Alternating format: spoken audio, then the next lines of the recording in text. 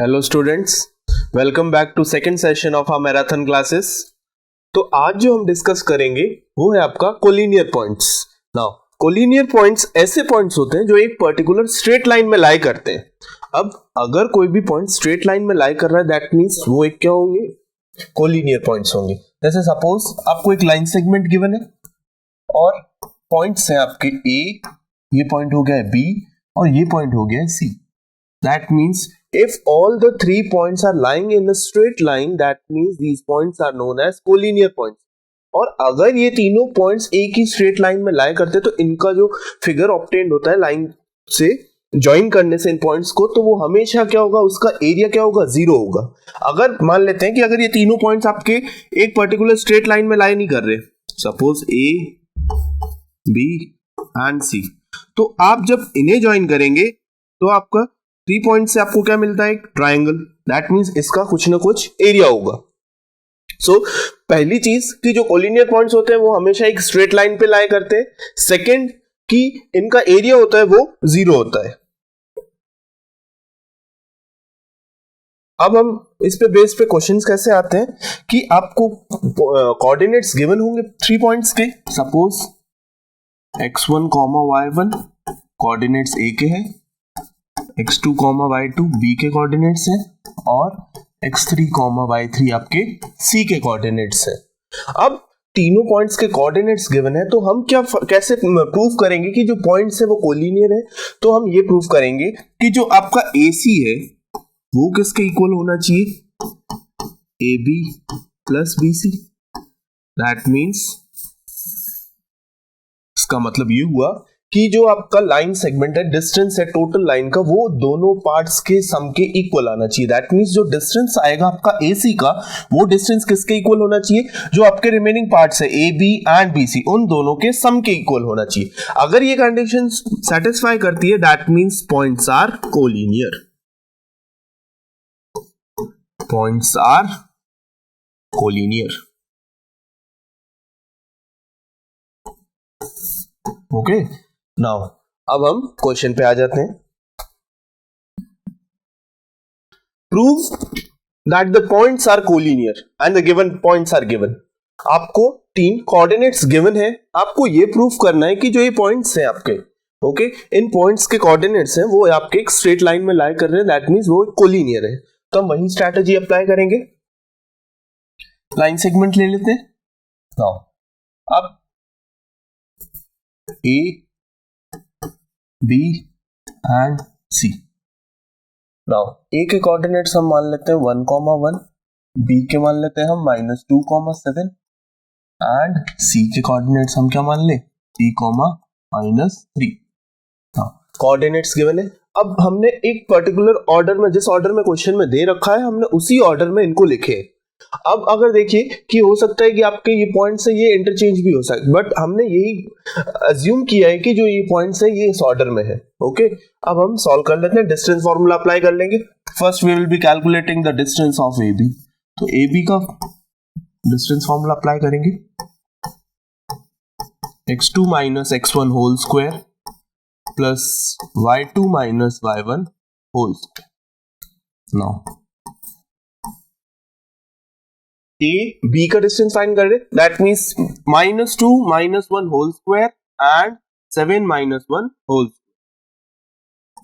-2 - 1 whole square plus 7 - 1 whole square.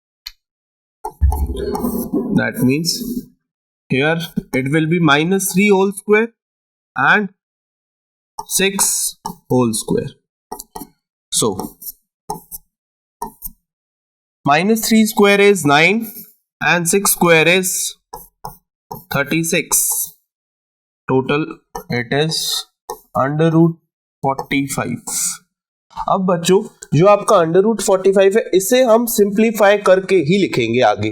That means 45 के factors क्या होते हैं, 9 5 is 45, 9 is a perfect square of 3, so 3 बाहर आ जाएगा और आपके पास क्या बचेगा, 3√5। 3√5। दैट मींस जो AB का डिस्टेंस है वो क्या आ गया है, 3√5। नाउ BC का डिस्टेंस फाइंड आउट कर लेते हैं हम।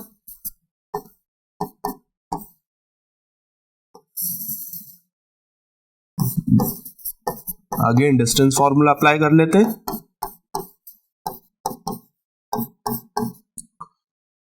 नाउ कोऑर्डिनेट्स क्या हैं बी और सी के, वो देखते हैं।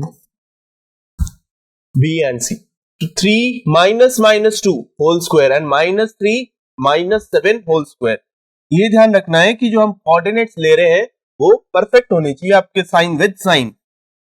3 -2 3 -2 whole square plus y2 minus y1।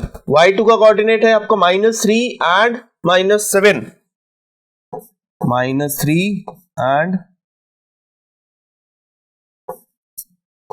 -7 whole square. अब हम इसे ओपन कर लेते हैं। 3 माइनस प्लस 3 + 2 5 का square 25, so it will be 25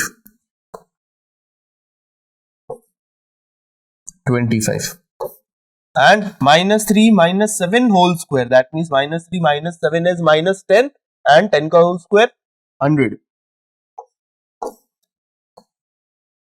so it is 125 again. अब देखिए आप 125 को आप फैक्टर्स क्या हो जाएंगे, 25 × 5 125 होता है और 25 किसका परफेक्ट स्क्वायर है 5 का, सो आपका क्या हो जाएगा 5√5। सो आपका ये डिस्टेंस किसका हो गया है, ए बी का, सॉरी बी सी का, ये डिस्टेंस है आपका बी सी का।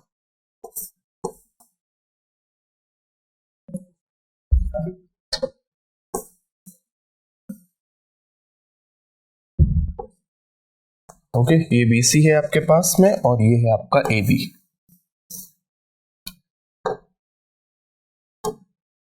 ये है ए बी। नाउ हमने ए बी फाइंड कर लिया है, बी सी फाइंड कर लिया है, अब हम फाइंड करते हैं A C.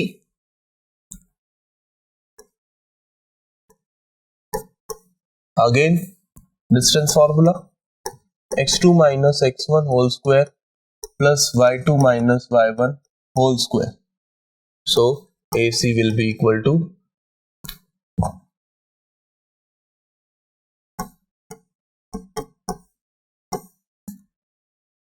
AC 3 - 1 whole square, x2 - x1 है 3 - 1 whole square plus y2 - y1, y2 - y1 क्या हो जाएगा आपका -3 - 1 whole square, -3 - 1 whole square, 3 - 1 2 and 2 square is 4, -3 - 1 -4, -4 whole square is 16, so 16 + 4 is 20, हो जाएगा आपका √20। नाउ √20 4 5 20 होता है, 4 परफेक्ट स्क्वायर है 2 का, तो 2 बाहर एंड √5, दैट मीन्स ये किसकी वैल्यू हो गई है आपकी AC की वैल्यू हो गई है। अब आप देखो कि जो कंडीशन हमने यहां पढ़ी थी कि किन्हीं भी टोटल लेंथ एंड जो पार्ट्स है उन दोनों का सम टोटल लेंथ के इक्वल होना चाहिए, तो वो चीज देखिए आप यहां पे आप देख सकते हैं कि जो BC is equals to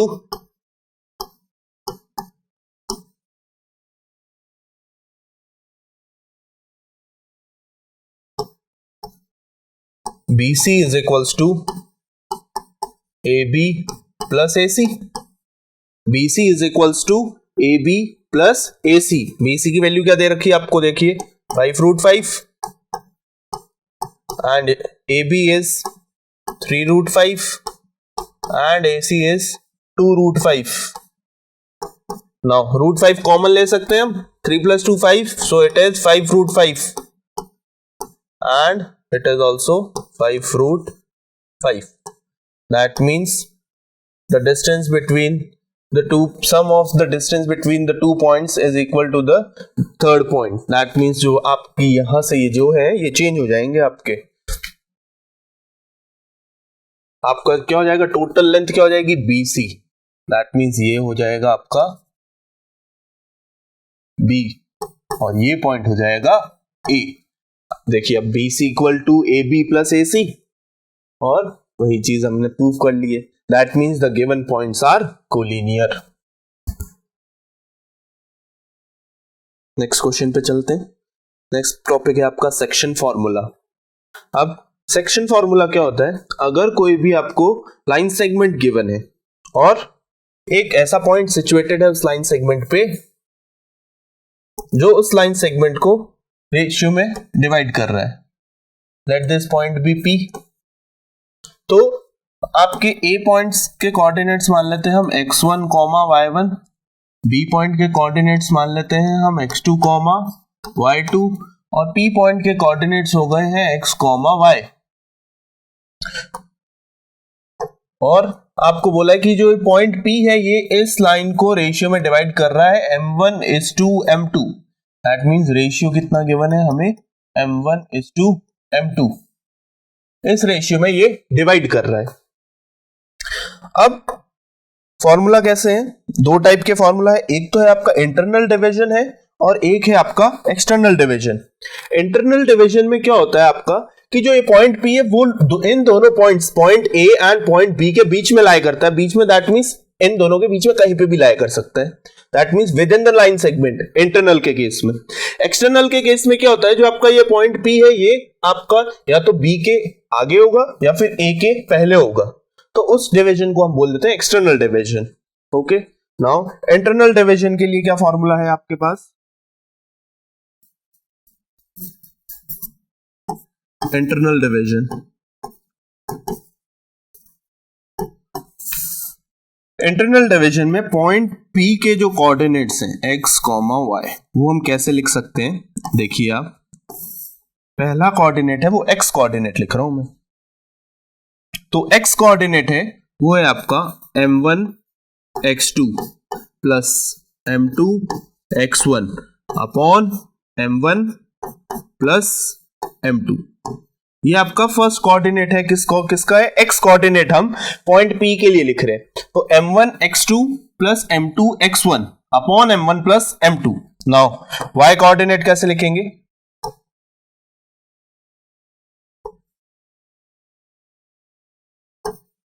m1 y2 plus m2 y1 upon m1 plus m2। ये आ गया आपका y कोऑर्डिनेट, यहां पे मैं इसे y को रेड से कर देता हूं। सो आपका x है, जब भी x कोऑर्डिनेट फाइंड करना है तो हम ये फर्स्ट पार्ट इसके इक्वल कर देंगे, क्योंकि ये जो आपकी चीज है ये x कोऑर्डिनेट को रिप्रेजेंट करेगी, और ये जो चीज है सेकंड रेड में जो लिखा है मैंने, वो आपके y कोऑर्डिनेट को रिप्रेजेंट करेगी। नाउ अब हम देख लेते हैं एक्सटर्नल डिवीजन के केस में। एक्सटर्नल डिवीजन,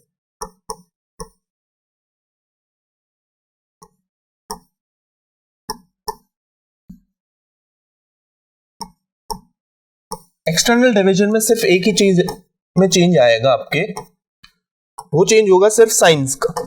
यहां पे भी पॉजिटिव है इंटरनल में, वहां पे आपके पास क्या आ जाएंगे, नेगेटिव आ जाएंगे।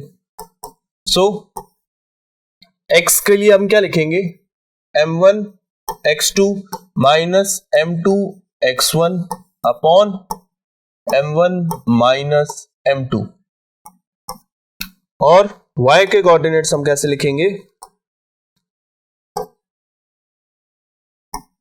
m1 y2 minus m2 y1 upon m1 minus m2, ये y के कोऑर्डिनेट्स आ जाएंगे।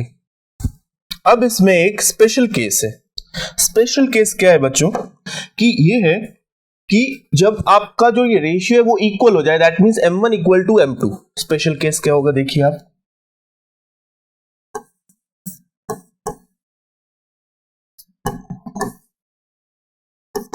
special case if m1 is equals to m2, अगर m1 और m2 इक्वल है दैट मींस उनका रेशियो कैलकुलेट करेंगे तो वो क्या आएगा हमेशा 1:1, और हम बोल सकते हैं रेशियो इज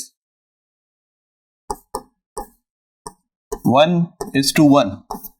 ओके, अगर सपोज m1 m2 जैसे मैंने बोल दिया 4 इसका रेशियो कैलकुलेट करेंगे तो 4 और 4 सिंप्लीफाई होकर 1:1 ही होगा. सो जब भी हमारा m1 m2 क्या हो जाएगा, इक्वल हो जाए, तो उस केस में हमारा स्पेशल केस बनता है. ओके, अब स्पेशल केस में क्या होता है, m1 की और m2 की जगह आप क्या वैल्यूज पुट कर देंगे, 1. सो p x, y is equals to x1 plus x2 upon 2 and y1 plus y2 upon 2. अब ये x m यहाँ पे 1 वैल्यू पुट हो गई, 1 1. सो x1 plus x2 and 1 plus 1 is 2. So x1 plus x2 upon 2 and y1 plus y2 upon 2. और इस चीज को हम क्या बोलते हैं, मिड पॉइंट फॉर्मूला भी बोलते हैं. क्योंकि ऐसा कब होगा, जब आपका रेशियो 1:1 होगा. दैट मींस जो पॉइंट P होगा वो कहां होगा, इस लाइन के सेंटर में लोकेट होगा. That means P will be the mid point. अगर ये मिड पॉइंट है तो हम डायरेक्ट इसके कोऑर्डिनेट्स इस हिसाब से निकाल सकते हैं. कब निकाल सकते हैं, जब आपका रेशियो क्या होगा, 1:1. Okay, so this is also known as mid point formula.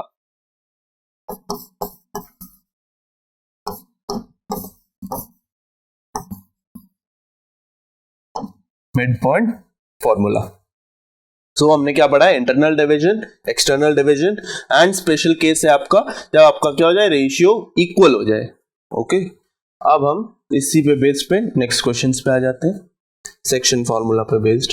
Now question देखिए, in what ratio does the point -2, 3 divides the line segment joining the points -3, 5 and 4, -9. Question को बहुत ध्यान से पढ़ना है और पॉइंट्स की जो लोकेशन है वो आपको सही से सेट करनी कि कौन सा पॉइंट दो पॉइंट्स को ज्वाइन करने वाली लाइन के बीच में लाई कर रहा है. ओके, अगर आपने उसमें मिस्टेक कर दी है, पॉइंट्स को प्लॉट करने में उनकी पोजीशन चेंज कर दी है, तो आपका आंसर गलत हो जाएगा. ध्यान से क्वेश्चन पढ़ना. In what ratio does the points -2, 3 divides the line segment. That means एक लाइन सेगमेंट है जो इन दोनों पॉइंट्स को ज्वाइन कर रही है, वहां पे ये पॉइंट उस लाइन सेगमेंट पे लाई कर रहा है. तो हमें रेशियो बताना है कि किस रेशियो में डिवाइड कर रहा है ये पॉइंट उसे. तो अब देखिए, आप लाइन सेगमेंट ड्रॉ कर लेते हैं. मान लिया है कि ये लाइन सेगमेंट है और ये पॉइंट है ए बी. नाउ ए के कोऑर्डिनेट्स क्या हो जाएंगे, -3, 5. बी के कोऑर्डिनेट्स हो जाएंगे आपके पास 4, -9.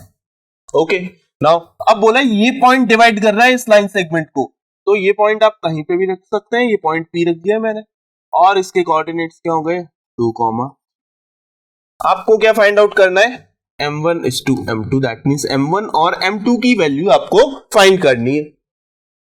तो देखिए बच्चों, इस टाइप के क्वेश्चंस होंगे वो हम किस हिसाब से फाइंड आउट करेंगे. तो हमेशा जब भी आपको रेशियो फाइंड आउट करना हो तो आप रेशियो क्या कंसिडर करेंगे, λ:1. So let the ratio B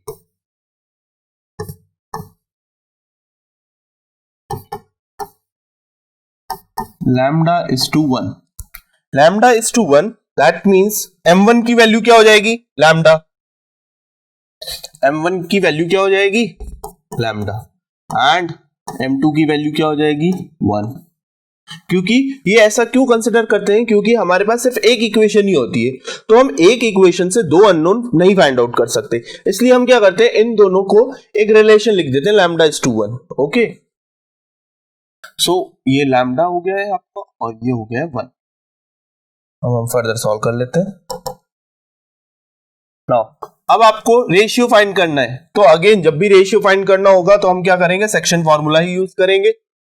हमें क्या फाइंड आउट करना है, रेशियो फाइंड आउट करना है. तो सेक्शन फॉर्मूला हम कैसे लिखते हैं, P और जो आपके कोऑर्डिनेट्स दे रखे हैं -2, 3, Pxy लिखते थे और फिर लिखते थे हम m1x2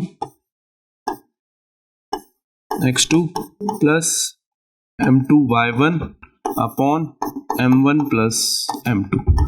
अब देखो बच्चों, हम y कोऑर्डिनेट क्यों नहीं लिख रहे हैं, आप लिख सकते हैं बट क्यों नहीं लिख रहे हैं, क्योंकि हमें किसकी वैल्यू फाइंड करनी है, लैम्डा की। लैम्डा यहाँ आ जाएगा और ये चीज किसको रिप्रेजेंट करेगी, आपके x कोऑर्डिनेट को। दैट मींस जो ये चीज है आपकी, ये किसको रिप्रेजेंट कर रही है, x कोऑर्डिनेट को। दैट मींस ये किसके इक्वल होगी, आपकी -2 के इक्वल होगी। तो आप क्या कर सकते हैं, इसे हम फर्दर सॉल्व करेंगे। अब देखो फर्दर, दैट मींस अब वैल्यू सब्स्टिट्यूट कर लेते हैं। m1 क्या है आपका, लैम्डा, x2 x1 ये है, और आपका x2 क्या है,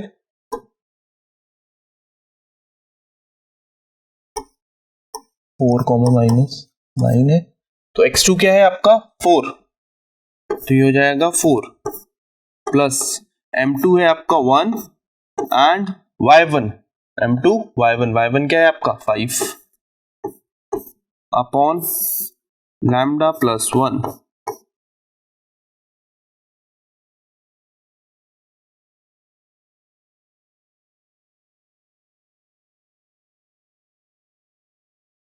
m1 x2 plus m2 oh shit।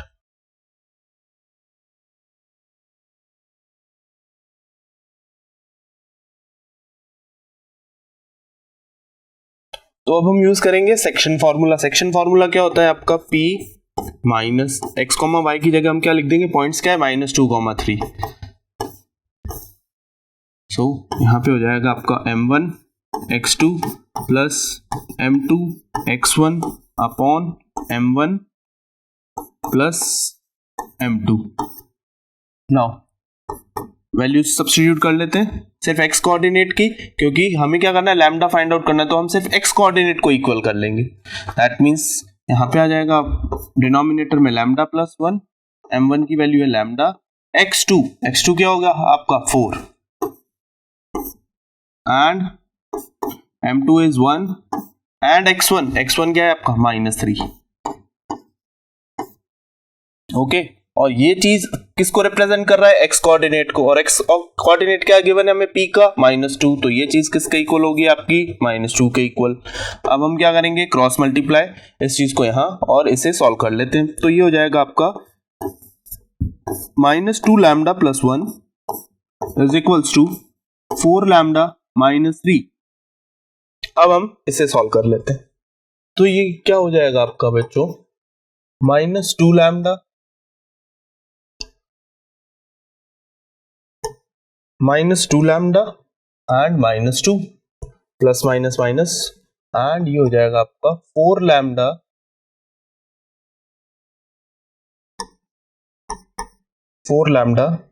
-3। Now lambda की टर्म्स एक साइड ले लेते हैं, तो ये हो जाएगा -2 लैम्डा -4 लैम्डा एंड ये हो जाएगा आपका -3 plus 2।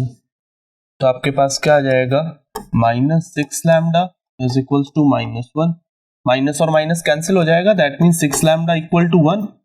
So lambda is equals to 1 upon 6। Now हमने रेशियो क्या कंसिडर किया था, लैम्डा इज टू 1। लैम्डा की वैल्यू हमने फाइंड कर ली है 1:6, 1/6 एंड इज टू 1। नाउ इसे सिंप्लीफाई कर सकते हैं, तो इंटू 6 एंड इंटू 6, तो आपका रेशियो क्या हो जाएगा 1:6। So the line segment is divided into 1:6, that means m1 की वैल्यू 1 और m2 की वैल्यू 6 हो जाएगी।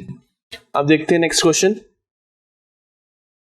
Find in what ratio does the line x plus y divides the line joining -1,1 and 5,7। मतलब आपको एक लाइन सेगमेंट गिवन है जिसके आपको दो पॉइंट्स गिवन है, एक लाइन सेगमेंट गिवन है और इसके दो पॉइंट्स गिवन है आपको, -1,1 एंड 5,7। ओके, अब आपको बोला है कि एक और लाइन सेगमेंट है, इसकी इक्वेशन दे रखी है आपको x plus y equal to 4। ये लाइन सेगमेंट गिवन है हमें और बोला है कि x plus y। तो आपको ये बताना है कि जो आपकी ये लाइन सेगमेंट है, इसे मान लेते हैं हम CD और फर्स्ट वाली को मान लेते हैं हम AB। अब ये इस एक पॉइंट पे इंटरसेक्ट हो रही है, उस पॉइंट को हम मार्क कर देते हैं, ये पॉइंट हो गया आपका P। आपको ये बताना है कि ये जो पॉइंट P है वो इस लाइन सेगमेंट को किस रेशियो में डिवाइड कर रहा है, ये चीज बतानी है हमें। तो जब हमें कुछ भी रेशियो फाइंड करना है तो हम रेशियो क्या मान लेते हैं, λ/1 का मान लेते हैं। अब हम क्या करेंगे, सेक्शन फॉर्मूला से लैम्डा की टर्म्स में x और y के कोऑर्डिनेट्स फाइंड कर सकते हैं। ये P के कोऑर्डिनेट्स मान लेते हैं हम x, y। ओके, तो हम इसके कोऑर्डिनेट्स फाइंड कर सकते हैं सेक्शन फॉर्मूला से। उसके बाद में ये पॉइंट P इस लाइन CD पे सिचुएटेड है, दैट मींस ये इस पॉइंट लाइन पे अगर लाई कर रहा है, दैट मींस ये पॉइंट इस इक्वेशन को सेटिस्फाई करेंगे। तो जो हमारे पास सेक्शन फॉर्मूला से x और y की वैल्यूज आएगी वो हम इसमें पुट कर लेंगे और इसे फर्दर सॉल्व कर लेंगे। सो Px, y section formula use कर रहे हैं। नाउ m1 प्लस m2 तो ये हो जाएगा lambda plus 1, m1 is lambda m1, then ये चीज है आपकी, मान लेते हैं x1, y1 और ये हो गया आपका x2, y2।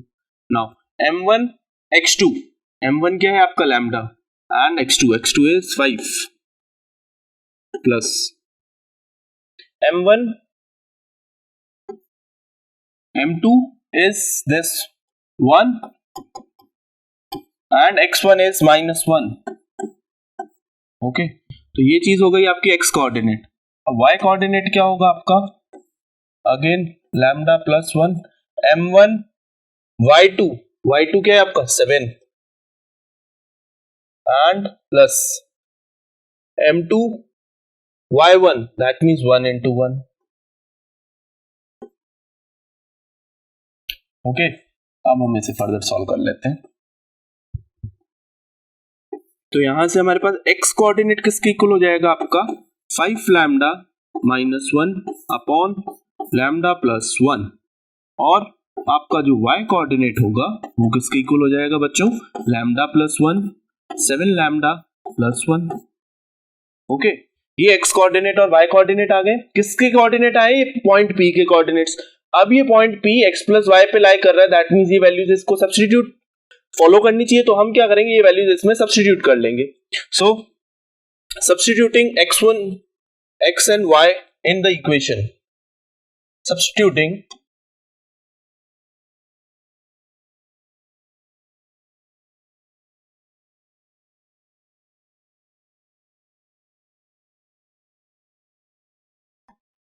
substituting the values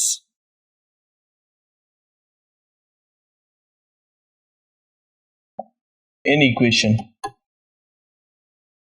x plus y is equals to 4। now ये पॉइंट P के कोऑर्डिनेट्स हम इसमें सब्स्टिट्यूट कर लेते हैं। तो x की जगह हम क्या पुट करेंगे, 5 lambda minus 1 upon lambda plus 1, and y की जगह हम क्या पुट करेंगे, 7 lambda plus 1 upon lambda plus 1 is equals to 4।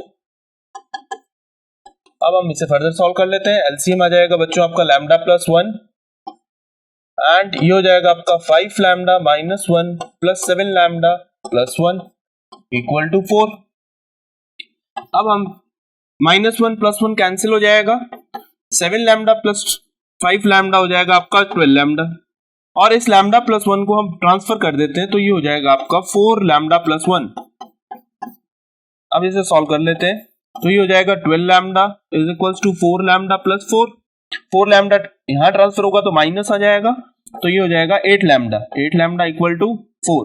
So lambda is equals to 1/2। That means जो आपका रेशियो होगा वो क्या हो जाएगा, 1:2, बिकॉज हमने क्या लिया था, m1:m2, λ:1 था। लैम्डा की वैल्यू क्या आ गई है बच्चों, 1/2। इसे सिंप्लीफाई करेंगे, that means multiply by 2 both side, तो ये हो जाएगा 1:2। तो ये आपका रेशियो हो जाएगा बच्चों। बस ध्यान ये रखना है कि सेक्शन फॉर्मूला यूज करना है, एक्स और वाई की वैल्यूज फाइंड करनी है, फिर जो लाइन की इक्वेशन दे रखी है उसमें वैल्यूज पुट कर देनी है और सॉल्व करके लैम्डा की वैल्यूज फाइंड आउट कर देनी। अब इसी पे बेस्ड एक और क्वेश्चन आता है, वो देखिए आप।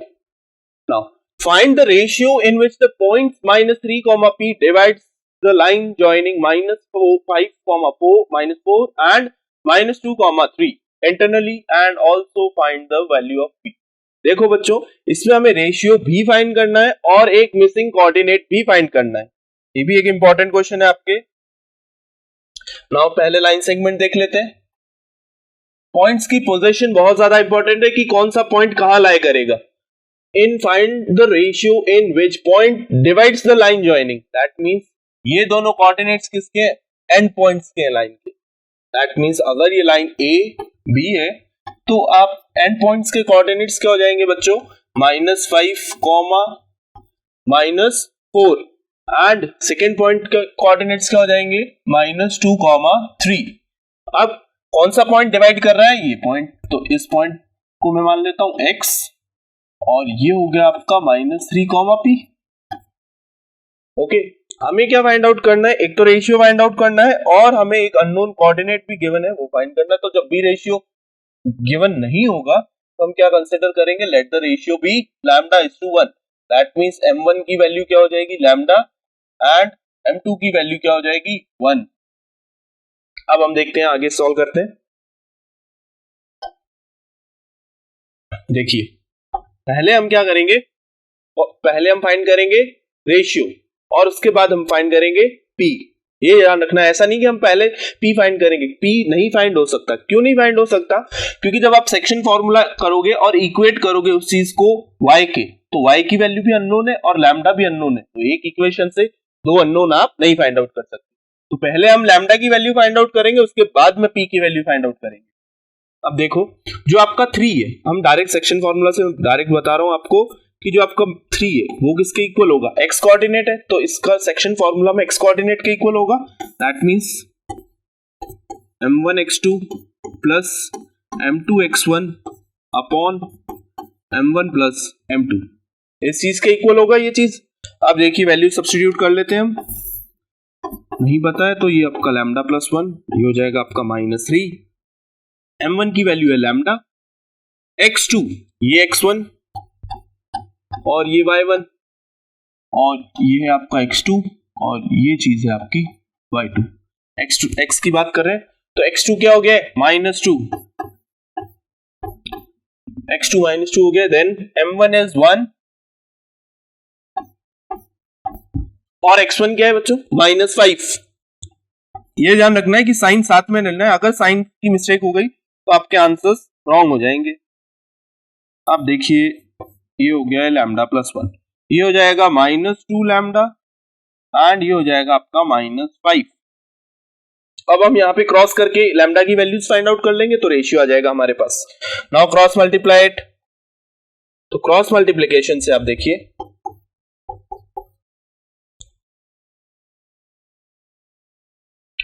ये कंप्लीट ब्रैकेट है, लैम्डा प्लस 1 वो -3 से मल्टीप्लाई हो जाएगा और यहां पे आ जाएगा आपके पास में -2 लैम्डा -5। तो ये चीज देखिए आप, -3 lambda -3 is equals to -2 lambda -5।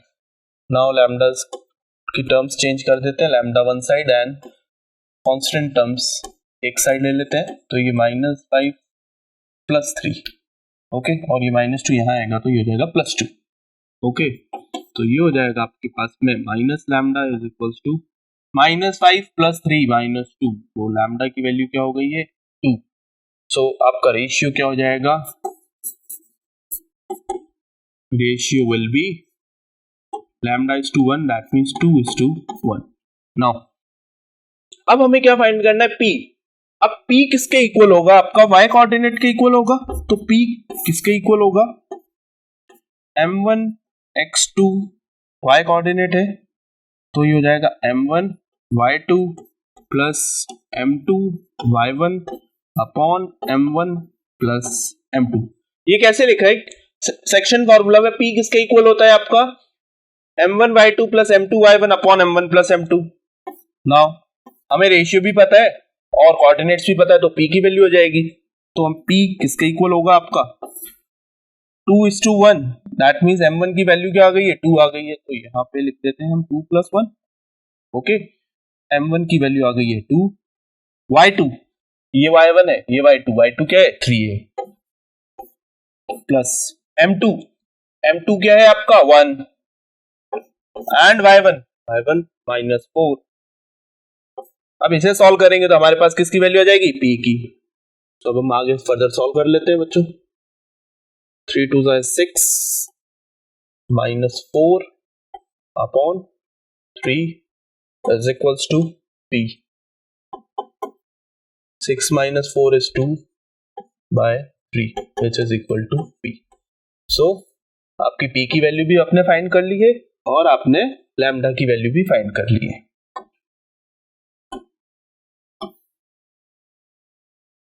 ये है आपका m1:m2 का रेशियो और p की वैल्यू भी फाइंड करनी है. तो हमें हमेशा क्वेश्चन ध्यान से पढ़ना है कि वहां पे क्या क्या फाइंड करना है. बहुत सी बार क्या होता है हम यहां तक फाइंड कर लेते हैं, ओके रेशियो आ गया, देन क्वेश्चन इज कंप्लीट. अब ये हम भूल जाते हैं कि वैल्यू ऑफ p भी फाइंड करनी है हमें. ओके, नाउ नेक्स्ट क्वेश्चन पे आ जाते हैं. नेक्स्ट क्वेश्चन देखिए, इसमें एक इंपॉर्टेंट पॉइंट है, मेन वही है, उसी पे बेस्ड पे ये क्वेश्चन है. Find the point of trisection of a line segment joining 11,9 and 1,2. मतलब आपको एक लाइन है गिवन है, वो ट्राइसेक्ट हो रही है. अब बच्चों ट्राइसेक्ट का मतलब क्या होता है? जो आपने देखा होगा, बाइसेक्ट का मतलब होता है 2 इक्वल पार्ट में, तो ट्राइसेक्ट का मतलब होगा 3 इक्वल पार्ट्स में. दैट मीन्स ए लाइन है वो 3 इक्वल पार्ट्स में डिवाइड हो गई है. दैट मीन्स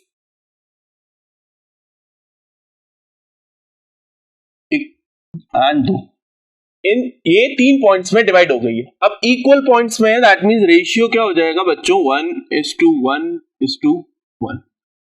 बाइसेक्ट में 1:1 होता है, ट्राइसेक्ट में 1:1:1 हो जाएगा. ये मान लेते हैं पॉइंट P है और ये Q है. इसके कोऑर्डिनेट्स मान लेते हैं हम x1 y1 और इसके कोऑर्डिनेट्स मान लेते हैं हम x2 y2. अब A और B के कोऑर्डिनेट्स हमें गिवन है, A और B के कोऑर्डिनेट्स हमें गिवन है. क्या गिवन है हमें? 11,9 एंड 1,2. आपको इन दोनों पॉइंट्स के कोऑर्डिनेट्स फाइंड करना. तो आप क्या करेंगे, किसी भी एक पॉइंट का कोऑर्डिनेट्स फाइंड कर सकते हैं और फिर उससे क्या करेंगे, मिड पॉइंट से सेकंड का फॉर्मूले से यूज करके हम सेकंड पॉइंट के कोऑर्डिनेट्स भी फाइंड आउट कर सकते हैं. अब देखो, सबसे पहले मैं मान लेता हूं P के कोऑर्डिनेट्स फाइंड करने. जब P के कोऑर्डिनेट्स फाइंड करने हैं तो हम इस चीज को भूल जाएंगे. हमें सिर्फ एक लाइन सेगमेंट बनाना है, A B, ये है आपका 1,2, ये है आपका 11,9 और ये पॉइंट P दे रखा है. इसके अननोन है आपके पास x1 y1. ओके, अब ये जो आपका रेशियो है ये हो जाएगा 1 और P से B तक 1:1. दैट मींस टोटल कितना हो गया, 2. दैट मींस ये रेशियो क्या हो गया, 1:2. अब यहां से हम सेक्शन फॉर्मूला यूज करके इसके कोऑर्डिनेट्स निकाल सकते हैं. तो आपका x1, y1 क्या हो जाएगा, m1 plus m2. That means 2 plus 1. m1 की वैल्यू 1 है, 1 plus 2. नाउ m1 की वैल्यू 1 है, m1 x2, x1 ये x2 ये हो जाएगा आपका 1 plus m2 is 2 and x1 ये 11 हो जाएगा क्योंकि यहां पे x1 है. m2 m1 x2 okay and m2 x1. That means 2 into 11. No, ये होगा आपका x कोऑर्डिनेट और y क्या होगा, again 1 plus 2. m1 is 1 and y2 is 2 plus m2 is 2 and m2 y1 is 9. तो यहां से आपके पास x1 के कोऑर्डिनेट्स क्या आ जाएंगे, ये तो 3 हो गया है, 1 and 22 plus 1 23 and y1 के कोऑर्डिनेट्स क्या आ जाएंगे, 9 2 18 and 2 1 2 20/3. तो ये आपके आ जाएंगे x1 एंड y1 के कोऑर्डिनेट्स आ जाएंगे. ये आपके आ गए x1, y1. Okay, 23/3 and 20/3. अब देखो p के कोऑर्डिनेट्स आ गए, तो p के कोऑर्डिनेट्स हम लिख देते हैं. p के कोऑर्डिनेट्स आ गए हैं, तो हम p के कोऑर्डिनेट्स आ गए हैं. तो अब देखिए q है वो मिड पॉइंट है किसका, pb का. Now q is the midpoint for PB. Now Q है वो midpoint है PB का, that means Q midpoint है क्योंकि रेशियो क्या है 1:1, तो Q के कोऑर्डिनेट्स कैसे लिख सकते हैं x1 plus x2 by 2 and y1 plus y2 by 2. So Q point x2, y2 क्या होगा आपका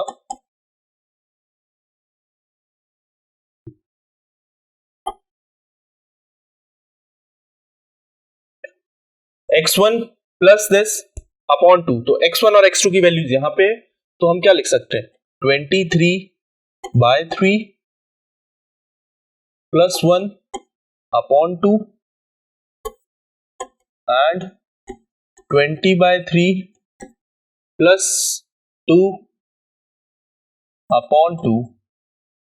तो आपके पास क्या हो गए बच्चों, ये एलसीएम आ जाएगा 3, so 26/3 and whole upon 2.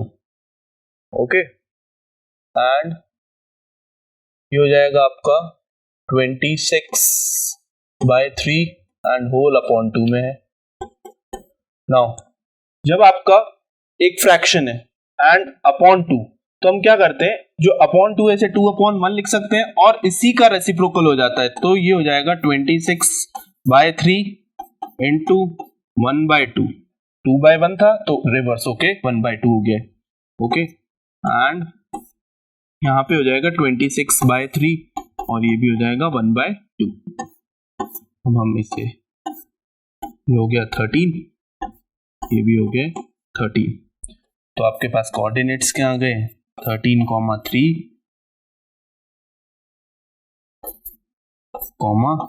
13,3. ये आपके किसके कोऑर्डिनेट्स हो गए, Q के. ये कोऑर्डिनेट्स हो गए हैं x2, y2 के. आई होप सो समझ में आ गया होगा. हमें क्या करना है, सिर्फ पहले एक पॉइंट के सेक्शन फॉर्मूला से कोऑर्डिनेट्स निकाल लेने हैं. सेकंड में हम क्या कर सकते हैं, direct mid point formula use कर सकते हैं क्योंकि जो रेशियो है इन दोनों पॉइंट्स के बीच का वो 1:1 है. Okay, so that's all for today's class. Hope so आपको समझ में आ रहा होगा और आपकी तैयारी अच्छी भी चल रही होगी और क्लासेस आपको हेल्प भी कर रही होगी. So all the very best. मिलते हैं नेक्स्ट क्लास में. Okay, thank you.